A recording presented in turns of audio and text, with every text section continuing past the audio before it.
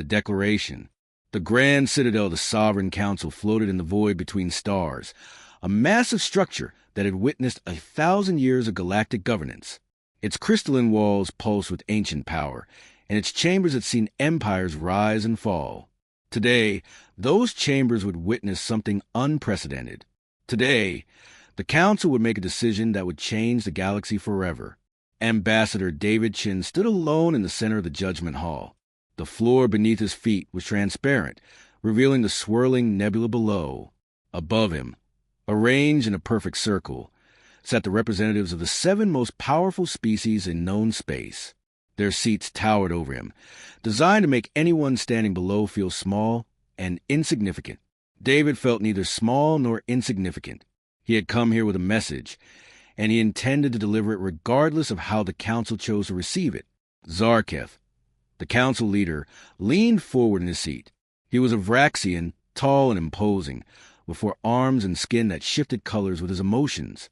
Right now, that skin burned a deep crimson, the color of anger and contempt.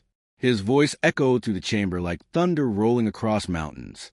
Ambassador Chun, humanity has been called before this council to answer for your crimes. Your species has expanded beyond the borders assigned to you. You have established colonies in restricted zones. You have refused to limit your population growth as required by council decree. These are violations of the most serious nature. David stood perfectly still. He had rehearsed this moment 1,000 times in his mind. He knew what was coming next. He had known it from the moment Earth received the council summons 3 weeks ago. This was not a trial. This was theater. The council had already made their decision. Zarketh continued, his voice growing louder with each word. The council has been patient with your kind. We welcomed you into civilized space only 2 centuries ago. We shared our technology. We taught you the laws that govern peaceful coexistence among the stars. And how have you repaid our generosity? With defiance, with arrogance, with the belief that human ambition stands above galactic law. The other council members remained silent, but David could see their agreement in their postures. In a way, they looked down at him with expressions that ranged from pity to disgust. The Kelthrii representative, a being of pure energy contained within a crystalline form, flickered with cold blue light. The Morvani delegate, insectoid and ancient, clicked their mandibles in what David had learned was their species' version of a nod. The others showed similar signs of unity. The council had spoken among themselves before this meeting. The verdict was already written. Therefore, Zarketh announced, the Sovereign Council issues this ultimatum. Humanity will withdraw from all colonies established in the past 50 years. You will reduce your population by 30% within the next decade. You will surrender control of your military forces to council oversight, and you will pay reparations to the species whose territories you have encroached upon. You have 48 hours to accept these terms. The chamber fell silent. Zarketh's skin shifted to a satisfied purple. He clearly expected David to plead, to beg for mercy, to ask for more time or better terms. That was what others had done when faced with council ultimatums. Lesser species had bent their knees and survived. Proud species had refused and been erased from history. The council had been playing this game for a very long time. David Chun took a deep breath. He thought about Earth, green and blue and beautiful, the world that had given birth to his species. He thought about the colonies Zarketh wanted humanity to abandon, the homes that millions of humans had built with their own hands on distant worlds. He thought about the children playing in the streets of New Shanghai on Kepler, 442b, the farmers growing crops under alien suns on Ross 128b, the scientists making discoveries in laboratories on Proxima Centauri d. He thought about all the humans who had dared to dream of a future among the stars. Then he looked up at Zarketh and smiled. It was not a friendly smile. It was a smile of someone who had just been dealt a bad hand in poker and decided to bet everything anyway. No, David said simply. The word hung in the air like a blade. Zarketh's skin rippled through several colors, finally settling on a shade David had never seen before, something between black and deep violet. What did you say? The council leader demanded. I said no, David repeated, his voice calm and clear. Humanity rejects your ultimatum. We will not abandon our colonies. We will not reduce our population. We will not surrender our military. And we certainly will not pay reparations for the crime of existing. The chamber erupted in chaos. The council members spoke over each other in a dozen different languages, their voices rising in anger and disbelief. Only Zarketh remained silent, staring at David with an expression that could have melted steel. When the noise finally died down, Zarketh spoke again. His voice was soft now, almost gentle, which somehow made it more terrifying. You understand what you have just done, Ambassador Chin? You have condemned your species to war.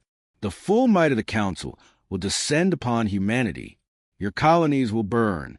Your ships will be scattered like dust in the void. And when Earth itself stands alone and defenseless, you will beg us the mercy you refuse today.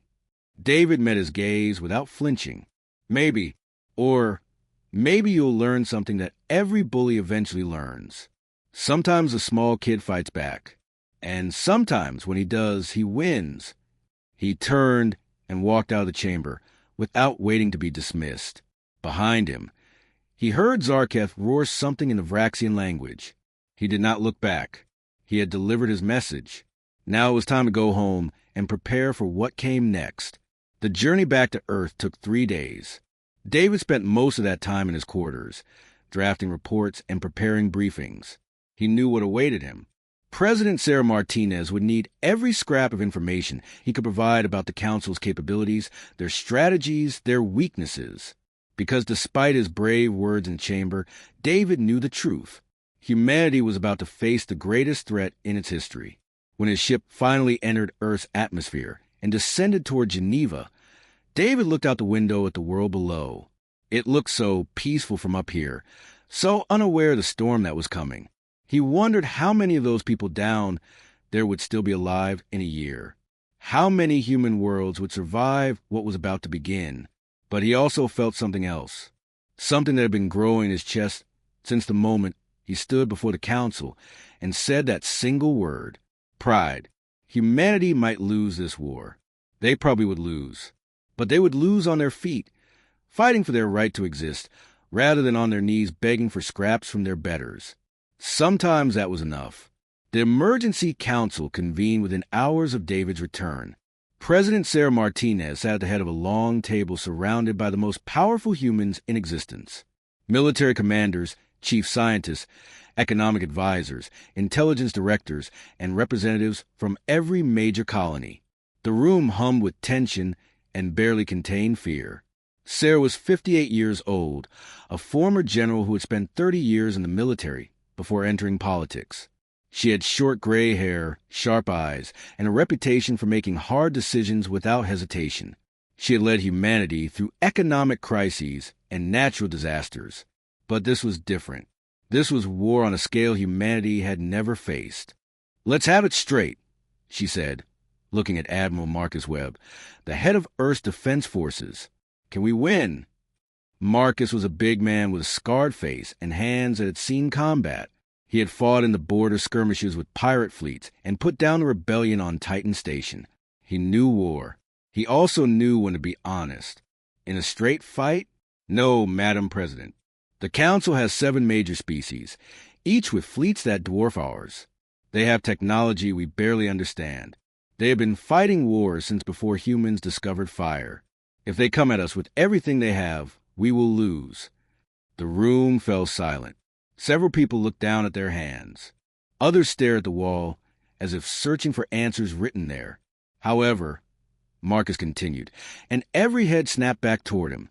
The Council has never fought a war like this before. They are used to overwhelming force, bringing quick surrender. They expect their enemies to follow the rules of civilized warfare. We do not have to fight fair. We do not have to meet them head-on.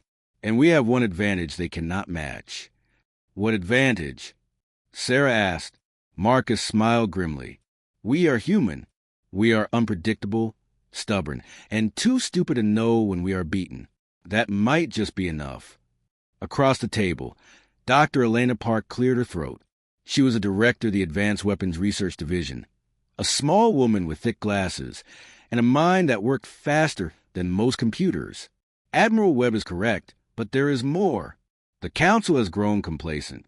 Their technology has not significantly advanced in centuries. They rest on their superiority. We, on the other hand, have been innovating constantly. I have 17 projects that are nearly ready for deployment. Weapons and defenses that the Council has never seen. They think they know what humanity is capable of. They are wrong. Sarah looked around the table. Seeing the fear in some faces, determination in others, she thought about the ultimatum Zarketh had delivered, the arrogance in his voice, the certainty that humanity would fold. She thought about the millions of humans living on colonies across dozens of star systems, all of them depending on the decisions made in this room. Ambassador Chun, she said, turning to David, you were there. You looked him in the eye. What do you think? Can we survive this? David considered the question carefully. He remembered Zarketh's face, the shock when David refused, the rage that followed. He remembered the other council members, their absolute confidence that they stood above any threat humanity could pose. They will come for us with everything they have, David said slowly. They will expect us to break quickly. They will expect us to fight by their rules. And when we do not, when we surprise them, when we hurt them in ways they did not think possible, they will become afraid. And fear makes people make mistakes. Yes, Madam President, I think we can survive this. I think we might even win. Sarah stood up. Every person in the room rose with her. She looked at each of them in turn, these men and women who would lead humanity through its darkest hour. Then we fight, she said. We fight for our colonies. We fight for our freedom. We fight for the right to exist without bowing to anyone. And we show the Council what happens when you threaten humanity. We show them that declaring war on us was the last mistake they will ever make. The room erupted in determined voices. People already discussing strategies and deployments and contingencies. But Sarah remained standing, looking out the window at Earth below. Somewhere out there, beyond the stars she could see, the Council was preparing their fleets. They were gathering their forces. They were planning humanity's destruction. They had no idea what was coming for them. The war began exactly 48 hours after Davidson walked out of the council chamber. The council, true to their word, launched their assault with overwhelming force. 3 human colonies came under attack simultaneously. The battle groups that descended upon them represented enough firepower to sterilize planets. On Kepler 442b, the colony known as New Shanghai, the citizens had 3 minutes warning before the first council ships appeared in orbit. Governor Liu Chun, David's younger brother, watched from the command center as the sky filled with alien vessels. There were hundreds of them, their weapons charging with deadly light. Sound the evacuation alarm, he ordered, his voice steady despite the fear clawing at his throat. Get everyone to the shelters. And somebody tell me our defense fleet is on the way. His military advisor, Colonel Sarah Kim, shook her head. They are coming, but they will not arrive in time. We have only the orbital defense platforms. Lou looked at the screens showing the approaching enemy. The council ships moved in perfect formation, a display of power meant to terrify. They expected the colony to surrender. They expected to land troops and occupy the world without significant resistance. The platforms were old technology, outdated compared to what the council possessed. Any military analyst would say New Shanghai was doomed. Activate the platforms, Liu ordered, all of them, and transmit this message to the council fleet. Welcome to human space. We hope you enjoy your stay. It will be brief. The orbital platforms opened fire. The council fleet barely bothered with evasive maneuvers. Their shields could handle anything these primitive weapons could throw at them. That was what they believed. That was what 2 centuries of observing human technology had taught them. The first quantum disruption pulse hit the lead council ship. For a fraction of a second, nothing happened. Then the ship's shields flickered, failed, and the vessel itself seemed to fold in on itself before exploding in a brilliant flash that lit up the sky. On board the council flagship, Commander Zelthor of the Vraxian fleet stared at his screens in disbelief. That was impossible. Human weapons did not have that kind of power. The intelligence reports clearly stated that their most advanced weapons were at least a century behind council standard. Evasive maneuvers, he roared. All ships, scatter pattern Delta. Too late. 3 more Council ships died before they could react. The quantum disruption technology, developed by Dr. Elena Park's team in absolute secrecy, had just announced itself to the galaxy. It worked by creating microscopic quantum fluctuations in energy fields, causing shields and power systems to tear themselves apart from the inside. The Council's superior technology meant nothing if it could destroy itself. The battle lasted 6 hours. When it ended, New Shanghai stood intact. The Council had lost 47 ships. Human casualties: 312 civilians caught outside the shelters, 17 soldiers on platforms, and 1 defense ship that arrived just in time to take a hitman for the colony. Similar scenes played out at the other 2 colonies. At Ross 128b, the agricultural world called Hope's Landing, the Council found that human farmers fought with the same determination they brought to taming alien soil. At Proxima Centauri D, the research station known as Newton's Gate, Council Marines discovered that human scientists could be just as deadly as human soldiers when fighting for their homes. By the end of the first week of war, the Council had lost over 200 ships and failed to capture a single human world. In the Citadel between stars, the Council convened an emergency session. Zarketha's skin had turned a sickly gray color. How is this possible? He demanded. They were supposed to be inferior. They were supposed to break easily. The Kelthrii representative flickered uncertainly. The humans fight differently than we expected. They do not follow the conventional patterns of warfare. They use weapons we have not seen before. They employ tactics that seem random but prove effective. They are unpredictable. Then we will be unpredictable as well, Zarketh snarled. Triple the assault fleets. Increase the attack frequency. Show them that defiance brings only death. But as the Council prepared their escalation on Earth and across human space, something else was happening. In laboratories and shipyards, in military academies and strategic planning rooms, humanity was doing what it had always done best. They were adapting. They were learning. They were getting ready to hit back. And when they did, the Council would learn a lesson written in human history 1,000 times over. Never corner something that evolved learning how to fight against impossible odds. Never threaten something that made it to the top of its food chain through sheer stubbornness and refusal to quit. Never declare war on humanity unless you are prepared to face something the galaxy had not seen in centuries. A species with nothing left to lose and everything to fight for. The reckoning. The war had been raging for 6 months, and the galaxy was starting to realize that something unprecedented was happening.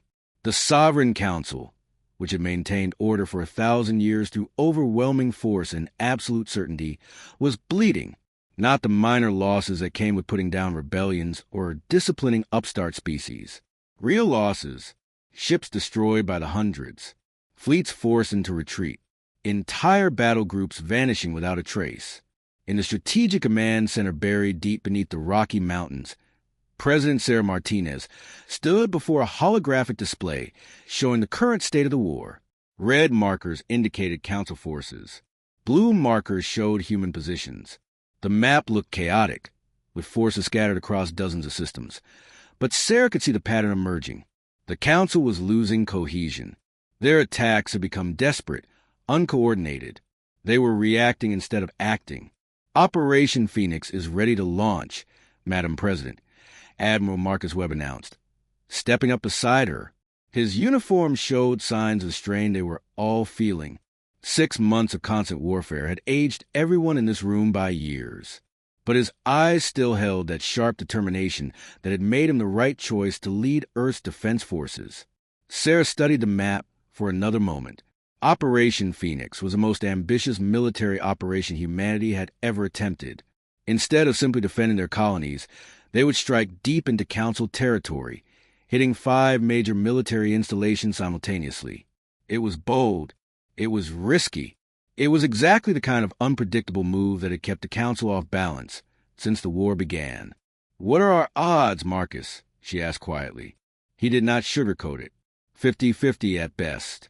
We will be stretched thin. If any one of the strike teams fails, the others become vulnerable. But if we succeed, we cripple the Council's ability to wage coordinated warfare. We force them to pull back and defend their own territories. We buy our colonies time to fortify and prepare for the long fight. Sarah turned to Dr. Elena Park, who stood nearby reviewing technical readouts on a tablet. The scientist looked exhausted, dark circles under her eyes from months of 16-hour days developing new weapons and countermeasures. But her mind was still sharp as ever. Elena, will the quantum disruptors hold up under sustained use? Elena nodded without hesitation. We have refined the technology significantly since the first engagements. The new MAR-4 units can fire continuously for up to 3 hours before requiring a cool-down period. More importantly, I have just completed work on the neural jamming system. It will disrupt Council communication networks within a radius of half a light year. They will not be able to coordinate their responses effectively. Sarah looked at David Chun, who had become her closest advisor during the war. The ambassador had proven to have a talent for reading the political currents within the Council. His intelligence network had identified fractures forming in the alliance, species questioning whether this war was worth the cost. David, if we hit them this hard, how will the Council react politically? David pulled up his own set of data, communications intercepts and intelligence reports from human agents embedded in Council territory. 3 of the 7 species are already wavering. The Kelthurii have lost the most ships and are questioning Zarketha's leadership. The Morvani have always been pragmatic, and this war is costing them resources they would rather spend elsewhere. The Drool are merchants at heart, and they see their trade routes collapsing. If we land a devastating blow, if we show them that humanity cannot be defeated through conventional means, I believe we can fracture the Council completely. Sarah took a deep breath. The decision rested on her shoulders alone. She could play it safe, continue the defensive strategy that had worked so far, or she could roll the dice and go for the throat. She thought about the human colonies scattered across the stars, all of them depending on Earth to keep them safe. She thought about the children playing in streets on distant worlds, unaware that their futures hung in a balance. She thought about what humanity had always done when faced with impossible choices. They pushed forward. "Launch Operation Phoenix," she ordered. "All teams, all targets, simultaneous strikes in 72 hours. And may whatever gods are listening have mercy on us all." The command center erupted into controlled chaos as orders were transmitted, ships were deployed, and the most critical military operation in human history began to unfold. 72 hours later, in 5 different star systems spanning hundreds of light years, human strike forces appeared as if from nowhere. They had used a combination of new stealth technology and careful planning to approach their targets undetected. Now they struck with devastating precision. In the Velar system, home to the Council's primary shipyard, Commander Maya Rodriguez led a squadron of 32 ships against a facility protected by over 200 Council vessels. Maya was 34 years old, an engineer who had never expected to become a military commander. But the war had changed everyone, reshaped them into whatever humanity needed them to be. "All ships, quantum disruptors online," she ordered, her voice calm despite her racing heart. "Neural jammers activate in 3, 2, 1, mark." The space around the shipyard suddenly went dark as far as electronic communication was concerned. Council ships found themselves unable to coordinate, unable to call for reinforcements, unable to even talk to the vessels right next to them. They were alone in the void, each one forced to make its own decisions. Maya's squadron opened fire. The quantum disruptors tore through Council shields like they were made of paper. Ship after ship exploded or went dead in space, their power systems collapsing under the quantum assault. The shipyard itself, a massive structure that had been building warships for 3 centuries, began to tear itself apart as human boarding teams set demolition charges in critical locations. "Ma'am, we have a problem," her tactical officer called out. 3 Council dreadnoughts just entered the system. They are big ones, heavy shielding, multiple redundancies. Our disruptors are not bringing them down fast enough. Maya watched the massive ships approach on her display. Each one was 10 times the size of her flagship, bristling with enough weapons to sterilize a planet. Against overwhelming force like that, conventional tactics said to retreat and save your ships to fight another day. Maya Rodriguez had never been very good at following conventional tactics. "All ships, focus fire on the lead dreadnought," she ordered. I want every disruptor we have hitting the same point on its shield. Science team, what happens if we overload our weapons? Push them past safety limits. Her chief scientist, a nervous young man named Thomas Park, looked horrified. Commander, that could cause cascading failures in our own systems. We could destroy ourselves. Could it work? Maya pressed. Could it bring down that dreadnought? Thomas swallowed hard. Theoretically, yes. The quantum disruption effect would be magnified exponentially, but the feedback could dash. Do it, Maya ordered. All ships, overload your disruptors on my mark. We get one shot at this. Make it count. The human squadron concentrated their fire on a single point, every weapon pushed beyond its design limits, every system screaming in protest. The space between the human ships and the Council dreadnought seemed to ripple and tear. Reality itself appeared to bend under the strain of the quantum forces being unleashed. Then the dreadnought's shields collapsed. Not gradually, not section by section, but all at once, catastrophically. The quantum disruption cascaded through the ship's entire power grid. Engines exploded. Weapon systems detonated. The massive vessel broke apart in a chain reaction that lit up the system like a second sun. The other two dreadnoughts, seeing their sister ship destroyed so completely, did something that shocked everyone watching. They turned and fled. Council warships, legendary for their discipline and courage, ran from a human squadron 1/10 their size. Maya allowed herself a small smile. All ships, complete your objectives and prepare for extraction. We have just taught the Council a new emotion, fear. Similar victories unfolded across the other target systems.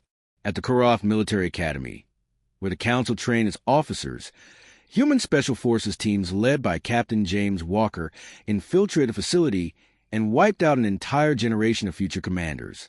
At the Celtic Research Station, human saboteurs destroyed decades of weapons development.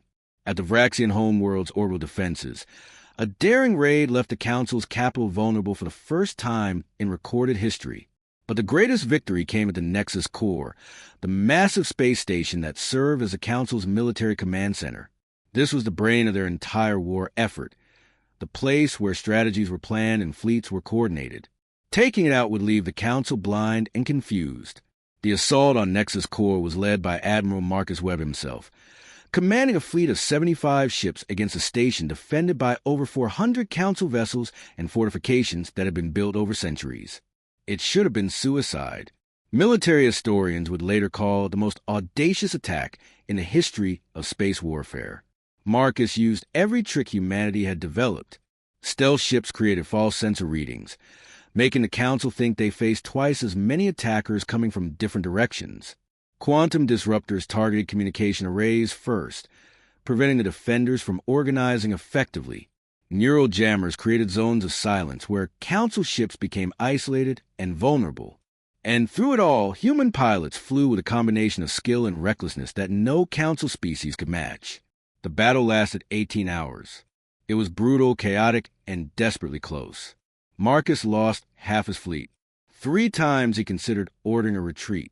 3 times he pushed forward instead, driven by the knowledge that this was humanity's best chance to end the war on favorable terms. In the final hour, with the station's defenses crumbling and Council ships fleeing in all directions, Marcus led a boarding team onto the Nexus Core itself. They fought through corridors and chambers, facing desperate defenders who knew their entire civilization's military power hung in the balance. James Walker, who had survived the Koroth Academy assault and rushed to join Marcus at the Nexus Core, found himself face-to-face with Zarketh himself.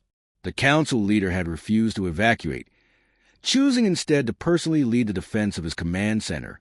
He stood in the station's control room, surrounded by his personal guard, defiant to the end. "You cannot win," Zarketh hissed, his skin burning with rage-red color. "Even if you take the station, the Council will rebuild. We have resources you cannot imagine, fleets you have not yet faced. We will grind humanity into dust." James, bleeding from a dozen wounds, his armor scorched and cracked, looked at the alien who had started this war. He thought about all the humans who had died in the past 6 months. He thought about the colonies that had burned the ships that had been destroyed, the families that had been shattered. He thought about why humanity had refused to surrender in the first place. You still do not understand, James said quietly. You think this is about resources and fleets and military power. It is not. This is about the fact that you thought you could make us kneel. You thought you could tell us where we could live, how many of us could exist, what we were allowed to do with our own lives. You forgot the most important rule in the galaxy. What rule? Zarketh demanded. Never threaten a human's family. Never take away their freedom. Never make them choose between slavery and death. Because we will choose death every single time. And we will take you with us. The firefight that followed was brief and vicious. When it ended, Zarketh lay dying on the floor of his own command center, his guards scattered or dead. James knelt beside him, not out of respect, but to hear the council leader's final words. You have won nothing, Zarketh whispered, his skin fading to gray. The other species will continue the fight. They will dash. No, James interrupted. They will not, because they are not like you. They are not blinded by arrogance. Right now, they are watching their fleets get destroyed, their installations captured, their invincible council broken by a species they were told was inferior. And they are asking themselves if continuing this war is worth the cost. The answer is no. It was never worth it. Zarketh died without responding. James stood slowly, every muscle screaming in protest. Around him, human soldiers secured the station. Above him, he could see through the viewports as the last council ships retreated.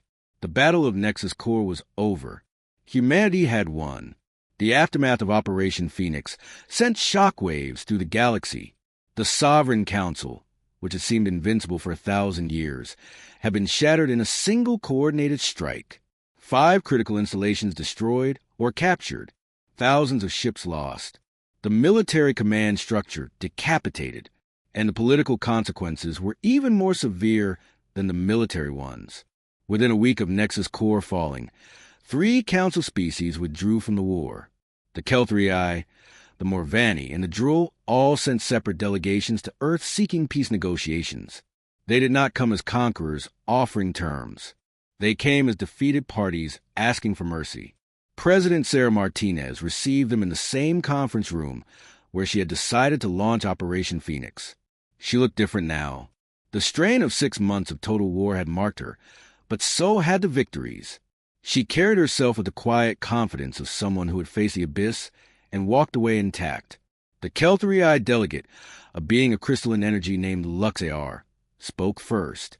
Its light pulsed with colors that human translators identified as shame and regret. President Martinez, the Kelthrii people wish to end hostilities with humanity. We recognize that continuing this war serves no purpose. We request terms of peace. Sarah studied the 3 delegates carefully. She knew this moment would define humanity's relationship with the galaxy for centuries to come. She could be vindictive, demand harsh reparations, humiliate the species that had tried to destroy her people. Part of her wanted to. Part of her wanted to make them pay for every human life lost. But she remembered something David Chun had told her months ago. The goal was never to destroy the council species. The goal was to make them respect humanity. Fear could accomplish that, but so could mercy. And mercy had a way of building alliances that fear never could. The terms are simple, Sarah said. Formal recognition of human sovereignty over all our current colonies. Withdrawal of all council forces from human space. And a mutual defense pact offering protection to any species that faces the kind of ultimatum the Council gave us. We will not be anyone's servants, but we are willing to be partners with those who treat us as equals. The delegates looked at each other in surprise. They had expected harsh demands, tribute payments, territorial concessions. They had not expected generosity from the species they had tried to exterminate. You would ally with us? The Morvani delegate asked, her mandibles clicking in confusion. After what we did? You followed a leader who made a catastrophic mistake, Sarah replied. We all have leaders like that in our history. What matters now is what you choose to do next. You can continue fighting a war you cannot win, or you can help us build something better than the Council ever was. Your choice. One by one, the delegates accepted. Treaties were drafted, signed, and transmitted across the galaxy. The war was not completely over. For Council species, led by the Vraxians, refused to surrender. They continued fighting for another year, launching desperate attacks that accomplished nothing except adding to the death toll. But without the unified Council behind them, they were doomed. Eventually, even the proud Vraxians were forced to accept peace. The final treaty was signed aboard a human vessel orbiting Earth, with delegates from all 11 species in attendance. The Sovereign Council was officially dissolved, replaced by the Galactic Assembly, where every species, including humanity, had an equal voice. It was not perfect. There would be conflicts and disagreements and political struggles. But it was better. It was fair. It was what humanity had asked for from the beginning. 10 years after the war ended, a memorial was unveiled on Earth. It stood in Geneva, not far from where President Sarah Martinez had made the decision to launch Operation Phoenix. The memorial listed the names of every human who died in the war. 53,417 names carved into black stone that stretched for a quarter mile. Soldiers and civilians, adults and children, heroes and ordinary people who happened to be in the wrong place at the wrong time. David Chun stood before the memorial, his hand resting on a name near the bottom. Captain James Walker, the man who had led the assault on Korath Academy, who had fought beside Marcus Webb at Nexus Core, who had faced Zarketh in the final moments of the battle. James had survived the war only to die 2 years later from complications related to his wounds. He had been 38 years old. "We did it, James," David said quietly. "We showed them. We showed the whole galaxy that humanity cannot be pushed around, that we fight for what we believe in, that we never give up." Behind him, someone cleared their throat. David turned to see Maya Rodriguez, now an admiral herself, decorated with more medals than she could comfortably wear. Beside her stood Elena Park, who had become the most respected scientist in human space. They had all lost people in the war. They had all been changed by it. "The new delegates are arriving tomorrow," Maya said. "The Zenthari want to join the assembly. They are asking for human sponsorship." David nodded. The Zenthari were a small species, technologically primitive, exactly the kind of people the old council would have exploited or ignored. Now they were coming to humanity for help, knowing that humans understood what it meant to be underestimated and dismissed. "We will sponsor them," David decided, "and we will make sure they get the same respect we fought for." That is what this memorial is about, not just remembering the dead, but honoring what they died for. A galaxy where everyone has a voice, where strength does not give you the right to dominate others, where declaring war on peaceful people is recognized as the catastrophic mistake it always was. Elena smiled slightly. "The council thought we were weak because we were young. They thought we would break easily because we had not been fighting wars for millennia. They forgot that sometimes the strongest steel comes from the hottest fire." They stood together in silence. 3 humans who had helped save their species, looking at the names of those who had not lived to see the peace they fought for. Above them, the sun was setting, painting the sky in shades of orange and purple. In orbit, ships from a dozen different species moved peacefully through human space. Traders and explorers and diplomats, all of them part of the new galaxy that had been born from the ashes of the old council. The war had been terrible. The cost had been immense. But humanity had proven something that the galaxy would never forget. They had shown that declaring war on humans was not a demonstration of strength. It was an admission of weakness. It was the last mistake an empire made before it fell. Because humans did not fight like other species. They did not calculate odds and surrender when defeat seemed certain. They did not follow the conventional rules of warfare. They adapted. They innovated. They pushed beyond every limit, and they never, ever gave up.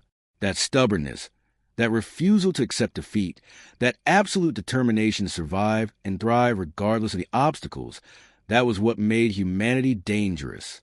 The Council had learned that lesson too late. They declared war thinking they were punishing an upstart species. Instead, they sealed their own fate. They broke themselves against the one thing in the galaxy that would not break, no matter how much pressure was applied: the human spirit. And now, 10 years later, as new species joined the assembly and old enemies became cautious friends, as human colonies continued to spread across the stars and human innovations continued to reshape galactic society, everyone understood the truth that Zarketh had died without accepting. Humanity was not inferior. They were not children needing guidance. They were not servants requiring masters. They were equals who had earned their place through blood and sacrifice and unshakable determination. They were survivors who had turned a war of extermination into a victory that changed everything. They were human, and that was enough.